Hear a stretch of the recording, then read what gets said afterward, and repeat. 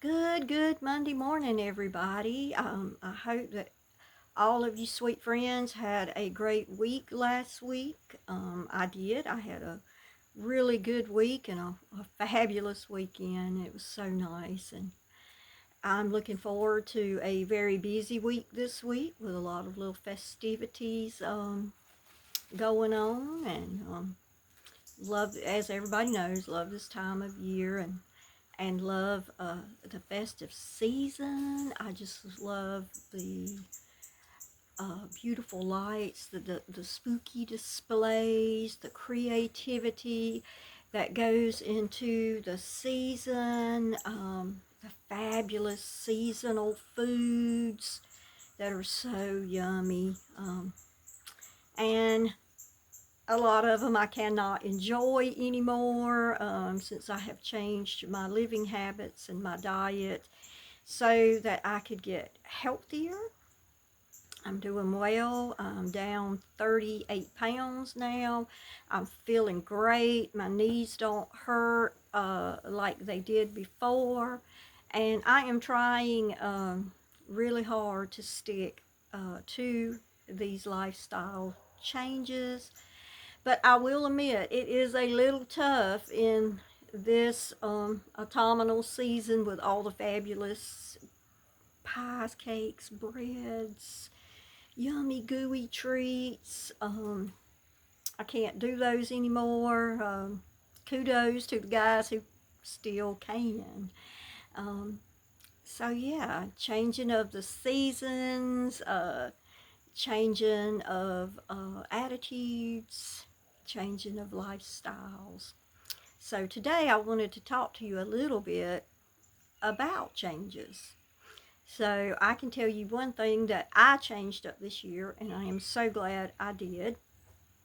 Um, One thing that I am known for is my apple pies. Everybody loves my apple pies. My grandkids just devour them. And I have taught numerous of my grandchildren how to make the pies. So I know that a little piece of me will be left behind one day when my grandchildren make those pies. They'll think about Booger Nanny and, making those pies in her kitchen and how much fun that we have. I love being in the kitchen cooking with my grandkids. I don't get to do it as often as I did because they're all grown now and starting their own lives, but I've always loved it. But one thing I did different this year, instead of my traditional apple pie that I make and have made for many, many years, my oldest grandson was able to harvest some wild pears. And so I had this old pear tart recipe. Now, while I could not enjoy the tart, I started making the pear tart for my grandson. And I will admit, I ate a little tiny piece. And it was absolutely phenomenal, guys. I mean, gosh, it was as good or better than my traditional apple pie. So that was a change, guys. It was a similar to the apple pie, but it was like fruit pie with a twist. I'm so glad I did that now. I'm so glad that I made that simple little change. Um, so often in life, we get locked in, guys. We get locked into um, routines, to ways of life, to ways of thinking. And we may, in the back of our mind, have thought some way for 30 years. But something prompts us to think about that particular thing or that particular situation in a different way. And we have like a ding light bell, like light bulb bell, ding light bell goes off. And we like, yeah, maybe I should have looked at that situation in this light. But then our routine, our not wanting to budge kicks in. And then we're like, oh no, well, I can't change that way of thinking. Well, I thought this way for 35 years. Why would I change now? I am who I am. Guys, you're doing yourselves a disservice when you don't spread your wings, stretch, and grow. It's so important to grow, guys. And the older that we get, the more important it is to grow and grow. So last week I found myself in a situation. There was a class that I could do. It was a embroidery applique class. But guess what? I didn't know any of the people. Now I have done, I did a whole season of teaching 4-H classes, which were kids. But walking into this adult class, for some reason, it just seemed kind of daunting. I was like, oh Lord. Will not tell a lie, changed outfits 3 times. I was nervous, guys. It was something new. It was something different. It was a change. If I would have been walking into a room full of children to teach a subject, it would have been nothing. If I would have been walking into a room full with kids at sewing machines, nothing. So easy for me. But walking into a room of adult ladies that I had never met and didn't quite know what to expect from the class, what to expect from the experience. Delightful shop that the class was in. I actually called ahead and we talked about some points, as far as materials and things like that. Anyway, went into this class, absolutely delightful. Great group of ladies. Oh, wonderful group of ladies.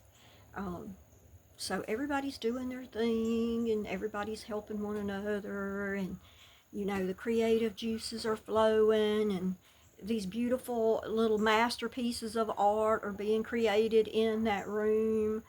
But guys, I saw something else. I saw changes. There were people who were starting their lives over, starting up new businesses. There were ladies who were going to travel afar to other countries this fall for new and different experiences. There were ladies who had dreams and ideas of retreats that they could start.